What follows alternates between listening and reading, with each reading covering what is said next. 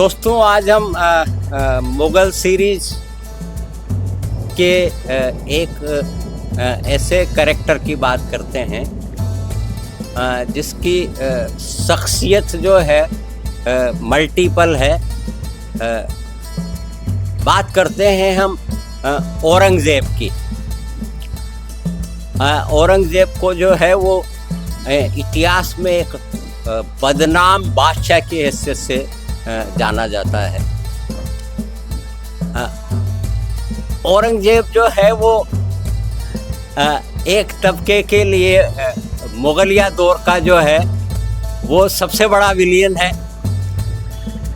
वैसे ही जो है वो समाज का एक तबका जो है वो औरंगज़ेब को बड़ा पसंद करता है।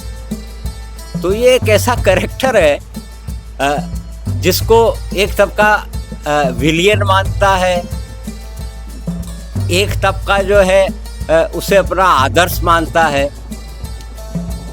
औरंगज़ेब जो है वो 1618 में पैदा होता है और बचपन कोई बहुत अच्छा नहीं गुजरता है।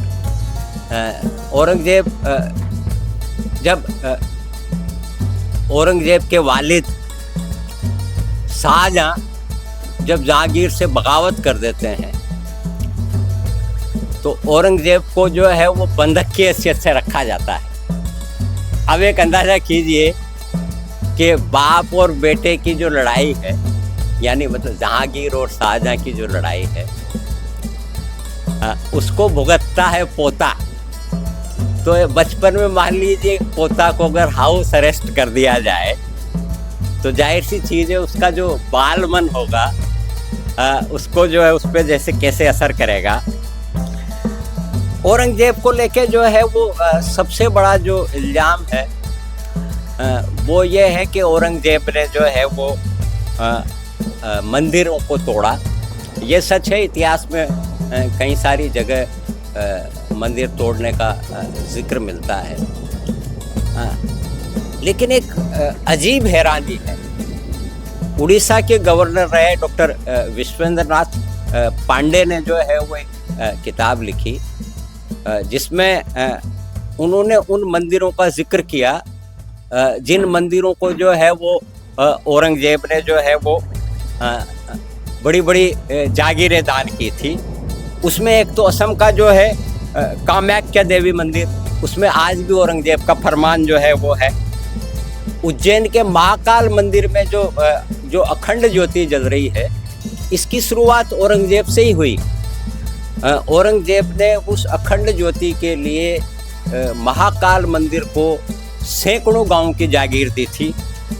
वैसे ही जो है वो वृंदावन का कृष्ण मंदिर है, वो वहाँ भी औरंगज़ेब ने जो जागीर दी उसका जो है वो फरमान आज भी वृंदावन के जो है वो कृष्ण मंदिर में मौजूद है।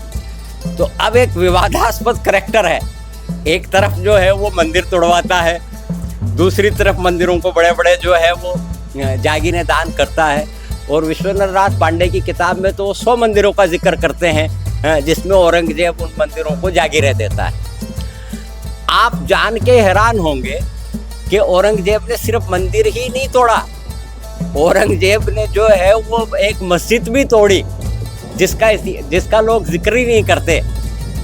औरंगज़ेब की जब हुकूमत दक्षिणी भारत तक पहुंच गई तो गोलकुंडा के नवाब ने 3 साल तक लगान नहीं दिया और ये कहा कि साहब मेरे राज्य में जो है वो अकाल पड़ गया है। औरंगज़ेब चूँकि बड़ा शातिर ज़हन का आदमी था तो उसने पता करवाया कि भाई वाकई अकाल पड़ा है या किसी और वजह से जो है ये नवाब जो है वो अपना लगान नहीं दे रहा है।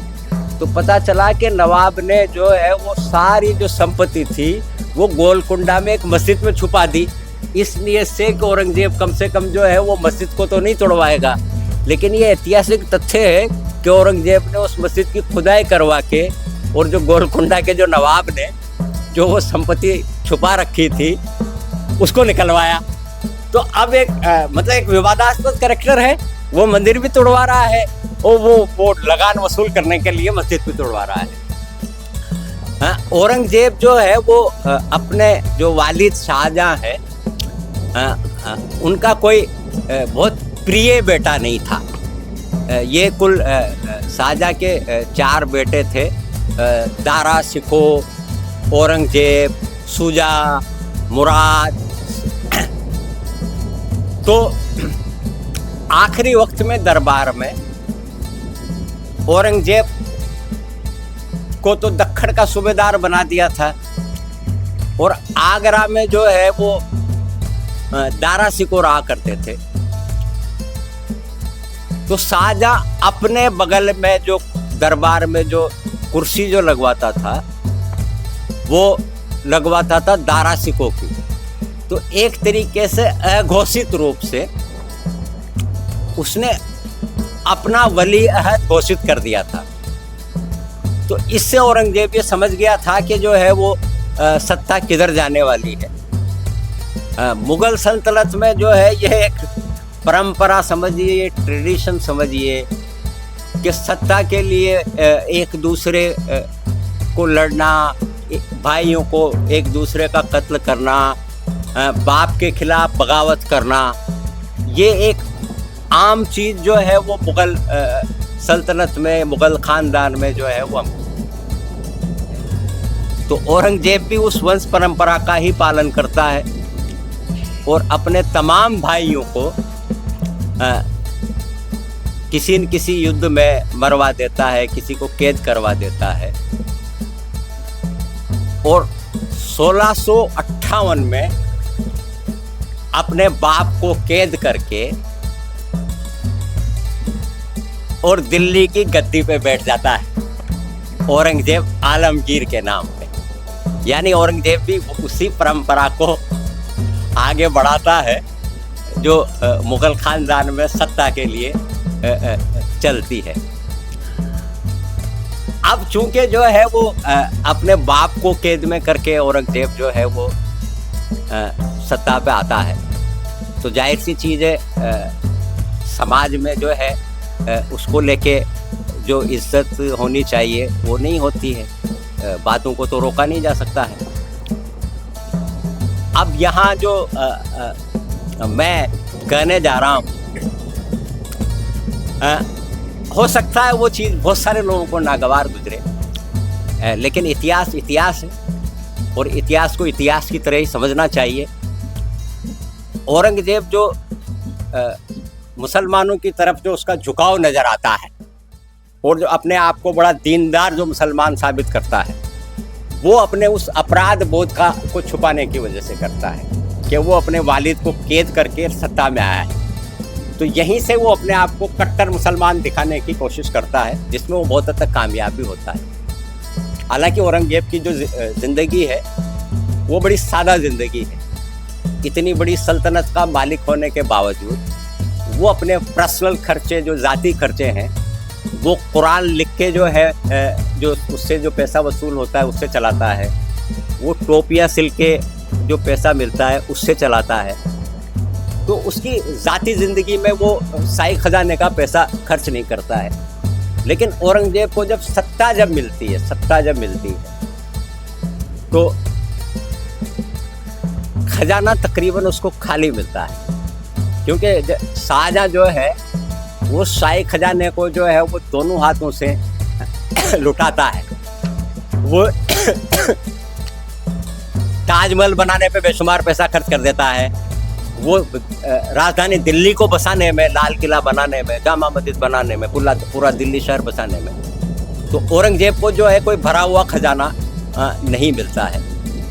तो औरंगजेब के सामने जो है वो एक तो जो है ये खजाने वाला मसला रहता है। दूसरा जो है औरंगजेब का जो 50 साल का जो पीरियड हम देखते हैं उसमें वो कई सारी ऐसे फैसले करता है जिससे जो है वो मुगल सल्तनत कमज़ोर हो जाती है। मसलन उसके ज़माने में जो है वो सिखों से उसका जो है वो झगड़ा शुरू होता है और सिखों के गुरु जो है वो गुरु तेग बहादुर को जो है दिल्ली में शहीद कर दिया जाता है।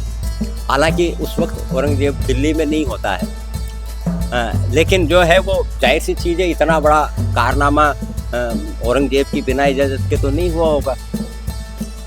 तो जो आज दिल्ली का जो गुरुद्वारा शीशगंज जो है, वहाँ गुरु तेग बहादुर का शीश काटा गया था, इसीलिए जो है वो गुरुद्वारा शीशगंज उसी नाम से। फिर उनके बेटे जो गुरु गोविंद सिंह जो बनते हैं, उनसे बाकायदा लगातार झगड़ा चलता रहता है और उनके 2 बेटों को जो है वो शहीद कर देते हैं, बेटों को जो है वो दीवार में चुनवा देते हैं। तो किसी भी धर्म गुरु के साथ ऐसा अन्याय जो है वो नहीं होना चाहिए।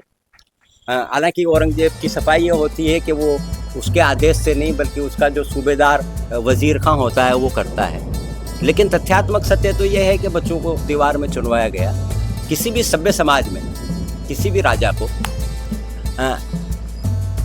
ऐसा कोई काम नहीं करना चाहिए, क्योंकि बच्चों का कोई कसूर नहीं होता है।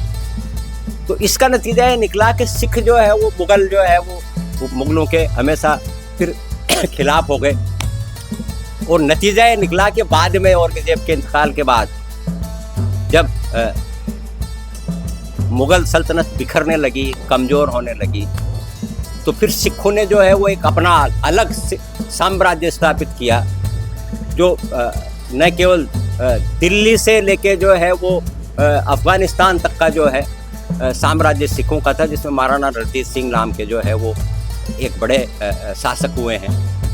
औरंगजेब जो है वो क्योंकि उसके पास खजाना खाली था, तो जैसे मैं 2 इतिहासकारों का जिक्र कर रहा हूँ, खासतौर से जे.एल. मेहता साहब का और प्रोफेसर सतीश चंद्रा का। तो उस जमाने में जैसे एक तुलादान होता था, शाही खानदान के जो बच्चे होते थे उनको जन्मदिन पे स्वर्ण मुद्राओं से तोला जाता था और उन स्वर्ण मुद्राओं को बांट दिया जाता था। औरंगजेब ने उस तुलादान को बंद कर दिया कि ये क्या लगा रखा है। यहाँ तक कि जो मुंशी जो हुआ करते थे वो सोना या चांदी की दवात में शाही रख के लिखा करते थे। तो औरंगजेब ने मतलब खर्चों, क्योंकि उसके पास मतलब खजाना तकरीबन खाली सा ही था, तो सोने की और चांदी की दवातें तक उसने बंद करवा दी कि भाई जो काम मिट्टी की दवात में रख के हो सकता है, उसके लिए सोने चांदी की क्या जरूरत है। फिर औरंगजेब ने जो है वो अपने आप को, चूंकि वो मतलब धार्मिक रूप से बहुत कट्टर मुसलमान होता जा रहा था, तो जो जजिया कर अकबर ने बंद कर दिया था वो औरंगजेब ने शुरू किया। उसका नतीजा ये हुआ कि उसने एक हिंदू समुदाय के एक बहुत बड़े तबके को अपने खिलाफ खड़ा कर लिया। औरंगजेब ने कहा जो है वो इस्लाम में जो है वो संगीत की कोई जगह नहीं है, तो औरंगजेब ने संगीत पे पाबंदी लगा दी। अब यहाँ भी जो है एक अजीब इत्तेफाक समझिए कि औरंगजेब खुद अपने जमाने का बेहतरीन वीणा वादक था, तो बहुत सारे इतिहासकार लिखते हैं कि उसने जो संगीत में पाबंदी लगाई, उसके पीछे संगीत से नफरत नहीं थी। वो जो संगीत की महफिलों में जो लाखों चांदी के सोने के सिक्के जो उड़ा दिए जाते थे, वो राजकोष खाली था, इसलिए उसने इस संगीत की महफिलों पे इसलिए रोक लगाई कि हमारे पास पैसा नहीं है और तुम लुटा रहे हो फालतू में। तो यहाँ भी इतिहासकारों के अलग अलग मत हैं। एक मत ये है कि औरंगजेब संगीत के खिलाफ था, पर चूंकि वो खुद बहुत बड़ा वीणा वादक था। दूसरा मत ये है कि उसने जो ये फिजूल खर्ची थी उसके रोकने के लिए उसने संगीत पे पाबंदी लगाई। फिर जो है वो उस जमाने में नौरोज का त्यौहार मनाया जाता था, जो ईरानी कल्चर का हिस्सा था, क्योंकि मुगलों की जो है मुमताज़ महल जो है वो ईरानी फैमिली से बिलोंग करती थी। मुमताज़ वो उससे पहले नूरजहाँ जो थी वो ईरानी फैमिली से बिलोंग करती थी। इसकी खुद की बीवी जो है वो ईरानी फैमिली से, तो ईरानी कल्चर था। तो औरंगजेब ने कहा कि ये नौरोज जो है इसका इस्लाम से कोई ताल्लुक नहीं है, तो उसने नौरोज को भी बंद करवा दिया। फिर औरंगजेब से अपनी एक चूक और हुई, क्योंकि मुगलों को मजबूत करने में सबसे ज़्यादा अहम किरदार जो है वो राजस्थान के राजपूतों ने जो है निभाया था, क्योंकि बेटी व्यवहार था तो आपसी रिश्तेदारियाँ। और जोधपुर के महाराजा जो जसवंत सिंह थे, ये सच है कि जब औरंगजेब के दारा सिखों के बीच में जब झगड़ा हुआ, युद्ध हुआ, तो जसवंत सिंह ने जो है वो साथ दिया दारो सिखों का। लेकिन औरंगजेब जब बादशाह बन गया तो उसने जसवंत सिंह के उस गलती को माफ़ करके और उनको 7,000 का मनसबदार बना दिया। पहले 5,000 के थे, लेकिन उनका मनसब और बढ़ा के 7,000 का मनसबदार। और ये वही जसवंत सिंह है जो धोखे से शिवाजी को आगरा लेके आए थे। तो इन्होंने बहुत सारे युद्ध औरंगजेब के लिए लड़े, लेकिन जब इनका इंतकाल हुआ उस वक्त तक इनके कोई बेटा नहीं था। रानियां गर्भवती थी तो बेटा बाद में। तो औरंगजेब का एक अच्छा जो दोस्त कर सकते हैं, अपना मजबूत सेनापति कर सकते हैं, हाँ, उसके मरने के बाद तुरंत जो है वो कहा कि इनके बेटा नहीं है। तो जोधपुर की जो रियासत है उसको मारवाड़ कहा जाता था। मारवाड़ की रियासत पे जो है औरंगजेब ने सीधा कब्जा कर लिया। और बाद में खैर उसका बेटा हो गया अजीत सिंह। तो सबने कहा कि भाई अजीत सिंह को राजा बनाओ।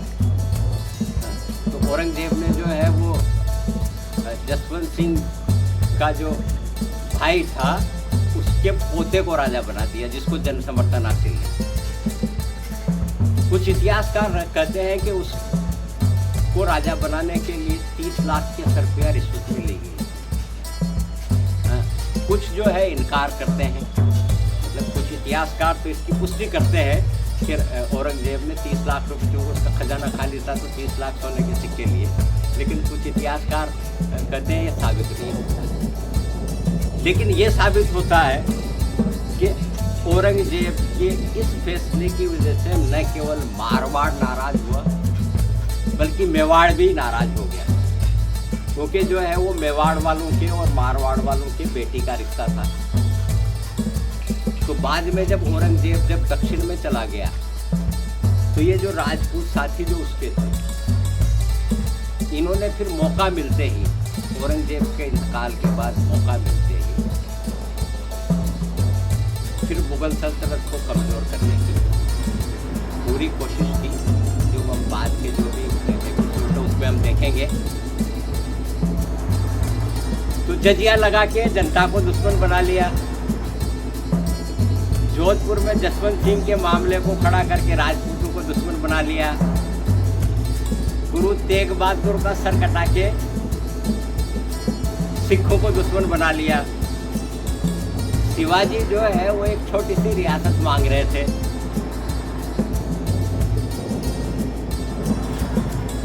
और अकबर की वो औरंगजेब की सत्ता को भी स्वीकार करने को तैयार थे, औरंगजेब देने को तैयार नहीं था।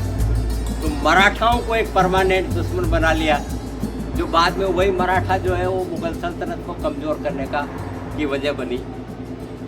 तो जब हम औरंगजेब को जब हम देखते हैं तो ऐसा लगता है कि औरंगजेब ने दोस्त कम बनाए और दुश्मन ज़्यादा खड़े कर लिए।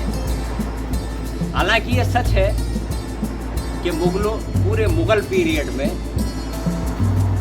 सबसे बड़ा हिस्से पे अगर किसी की हुकूमत थी तो वो औरंगजेब की थी। औरंगजेब पूरे दक्षिणी भारत तक पहुंच गया था, केवल तमिलनाडु का कुछ हिस्सा छोड़ दीजिए, बाकी पूरी जो है वो हिस्से पे जो है वो औरंगजेब का शासन था। अब यहाँ एक चूक और जिसकी ओर इतिहासकार जो है वो जिक्र करते हैं कि औरंगजेब जो है वो दक्षिण भारत को जीतने के लिए, मराठाओं को हराने के लिए 1680 में अपनी राजधानी दिल्ली को छोड़ देता है और दक्षिणी भारत में चला जाता है और अपने इंतकाल तक वापस दिल्ली में नहीं आ पाता है। यानी औरंगजेब के आखिरी जो 27 साल हैं वो दक्षिणी भारत में गुजरते हैं। उसका नतीजा ये होता है कि जब राजा या बादशाह राजधानी से दूर रहेगा तो जाहिर सी चीज़ है जो है वो राजधानी को उसकी इतनी पकड़ नहीं रहेगी। तो नतीजन जो है वो आगरा के आसपास के जाट संगठित होकर जो है हमला बोल देते हैं। और न केवल हमला बोल देते हैं, औरंगजेब तो साउथ में होता है, सिकंदरा में बाकायदा अकबर के मकबरे के गेट तक तोड़ के ले जाते हैं जाट राजा। तो अब एक जाट और दुश्मन हो खड़े हो गए। अब फिर एक जो है औरंगजेब के कैरेक्टर में एक अजीब सी जो है वो, एक तरफ उसको मंदिर तोड़ने वाला, मैंने तस्करा किया कि उसने गोलकोंडा की मस्जिद की तोड़ी। औरंगजेब वो बादशाह है जिसके शासन में जो कर्मचारी, एम्प्लॉयज जिनको आप कह लीजिए, सबसे ज़्यादा हिंदू कर्मचारी औरंगजेब के शासन में ही होते हैं। तकरीबन 30 से 35% तक के कर्मचारी जो है। तो अगर मान लीजिए वो एंटी हिंदू होता, हिंदुओं का दुश्मन होता, तो फिर इतने हिंदुओं को अपने यहाँ कर्मचारी क्यों रखता, फिर जसवंत सिंह को अपना सेनापति क्यों बनाता। और जिन्होंने जयपुर बसाया, राजा सवाई मिर्जा जय सिंह जिन्होंने ये जयपुर बसाया, ये भी उनके सेनापति थे, शिवाजी से लड़े ये। तो फिर जो है वो जय सिंह को सेनापति क्यों बना देता। न केवल सेनापति, औरंगजेब का जो फाइनेंस मिनिस्टर था राजा रघुनाथ राय, वो फाइनेंस मिनिस्टर था। तो अगर औरंगजेब हिंदुओं के खिलाफ अगर होता तो फाइनेंस जैसी चीज एक हिंदू राजा को कैसे दे देता। तो इसका मतलब जो है औरंगजेब पे जो इल्ज़ाम लगाया जाता है कि वो हिंदू विरोधी है, मुझे लगता है इसमें कोई दम नहीं है। औरंगजेब एक काम और करता है कि वो उस जमाने के जो सिक्के होते हैं उस पर कलमा लिखा जाता था। औरंगजेब सिक्कों पर से कलमा हटा देता है। वो ये कहता है कि जैसे सिक्का हाथ में जाता है, ज़मीन पे गिर जाता है, पैरों में आ जाता है, तो उस कलमे की जो है वो बेहुरमती होती है। तो औरंगजेब जो है वो सिक्के पे से कलमा हटवा देता है। औरंगजेब जो है 2 इमारतें जो है बनवाता है, जिसका जिक्र इतिहास में। एक वो औरंगाबाद में जो है अपनी बीबी का मकबरा बनवाता है, जिसको बीबी के मकबरे के नाम से जाना जाता है। उसको दक्षिणी भारत का जो है वो ताजमहल कहा जाता है, वो बड़ी खूबसूरत इमारत है। दूसरी वो लाहौर में मस्जिद बनवाता है। दोनों ही ऐतिहासिक हैं और दोनों ही विश्व धरोहर में शामिल है। तो इससे साबित होता है कि औरंगजेब जो है वो वास्तुकला से भी प्यार करने वाला आदमी है। औरंगजेब ने अपने पूरे शासनकाल में धर्म के आधार पर कभी जनता से कोई भेदभाव नहीं किया, जो उस पर जो इल्ज़ाम लगाया जाता है ये इतिहास से कहीं भी साबित नहीं होता है। वो अपनी जनता के साथ बिल्कुल बराबरी का सम्मान देता है, सब बराबरी का व्यवहार करता है। जैसा मैंने जिक्र किया कि डॉक्टर पांडे की किताब से साबित होता है वो कम से कम 100 मंदिरों को जागीरें देता है। उसके यहाँ 35% हिंदू एम्प्लॉयज़ होते हैं। उसकी फिर शिवाजी से जंग चलती है, जो हम जब शिवाजी की बात करेंगे, फिर शिवाजी का इंतकाल हो जाता है तो मराठाओं से मुसलसल उसकी जंग चलती रहती है। 3 जो है उसके बीबियाँ होती हैं, 10 जो है वो बच्चे होते हैं, 5 बेटियाँ होती हैं, 5 बेटे होते हैं। बाद में जो है वो जब 1707 में जब उसका इंतकाल का जब वक्त आता है तो वो वसीयत करता है कि मुझे बिल्कुल सादा तरीके से दफन किया जाए। तो आज भी औरंगजेब की जहाँ कब्र है वो ऊपर से खुली हुई कब्र है। जैसे बाकी मुगलों की आप कब्रें देखेंगे तो मकबरे मिलेंगे, ये मिलेंगे। औरंगजेब जो है एक सूफी संत है, वहाँ उसने कहा कि भाई मुझे जो है उन सूफी संत के मकबरे के पास ही दफनाया जाए। तो आज भी औरंगजेब की कब्र जो है वो ऊपर से खुली हुई है। तो औरंगजेब के अगर पूरे चरित्र को अगर हम देखें तो जनता के लिए वो बहुत इंसाफ करने वाला है, सारे मजहबों को वो बराबर मानने वाला है, किसी पे वो बेजा जुल्म नहीं करता है। लेकिन जो ये 4-5 जो गलतियां हुई, जो मैंने कहा कि औरंगजेब ने दोस्त कम बनाए और दुश्मन ज़्यादा बनाए, उसका नतीजा ये होता है कि औरंगजेब मुग़ल जो ये पीरियड है उसका आखिरी जो है वो मजबूत बादशाह साबित होता है। और उसके इंतकाल के 20-22 साल में ही मुग़ल सल्तनत बिल्कुल ताश के पत्तों की तरह बिखर जाती है और कमज़ोर हो जाती है, क्योंकि एक राजा जो है वो 27 साल तकरीबन अपनी राजधानी से दूर गुजारता है। तो अगर औरंगजेब शायद ये दुश्मन खड़े नहीं करता और 27 साल अपनी राजधानी से दूर नहीं होता, तो शायद न मराठे इतने मजबूत होते, न राजपूत इतने मजबूत होते, और शायद अंग्रेजों को भी मौका नहीं मिलता भारत को गुलाम बनाने का। लेकिन इतिहास ने जो है वो औरंगजेब के जो अच्छे पक्ष थे उनको हमेशा नज़रअंदाज किया। ये कोई मामूली बात नहीं थी कि एक इतनी बड़ी सल्तनत का बादशाह अपना निजी जीवन कुरान लिख के, टोपियाँ सिल के उस पैसे से गुजारा करता है, जबकि आज एक आम आदमी के पास अगर 2-4 करोड़ रुपए आ जाते हैं, वही ज़मीन से 1 फीट ऊपर चलना शुरू कर देता है। तो जिसके पास इतनी बड़ी सल्तनत थी वो आदमी इतनी सादगी से ज़िंदगी गुजारता है। वो 5 वक्त का नमाजी होता है, वो दान देने के मामले में धर्म के आधार पर कोई फ़र्क नहीं करता है, वो गरीब हिंदू में और गरीब मुसलमान में कोई फ़र्क नहीं करता है, वो सबके साथ बराबरी का इंसाफ करता है। लेकिन इतिहास के कुछ इतिहासकारों ने औरंगजेब को एक बड़े खलनायक की हैसियत से जो है दर्ज किया, तो कुछ इतिहासकार जो है औरंगजेब को जो है वो एक आइडियल की तरह मानते हैं। लेकिन जो है इतिहास में औरंगजेब एक इतना मजबूत कैरेक्टर है कि मुग़लों में ऐसा दूसरा कैरेक्टर नहीं मिलेगा जो इतना पढ़ा लिखा है, जो सल्तनत को इतनी दूर ले जाता है। तो औरंगजेब के मुकाबले का दूसरा मुग़ल बादशाह मिलना इतिहास में बहुत मुश्किल है। मिलते हैं अगले एपिसोड में।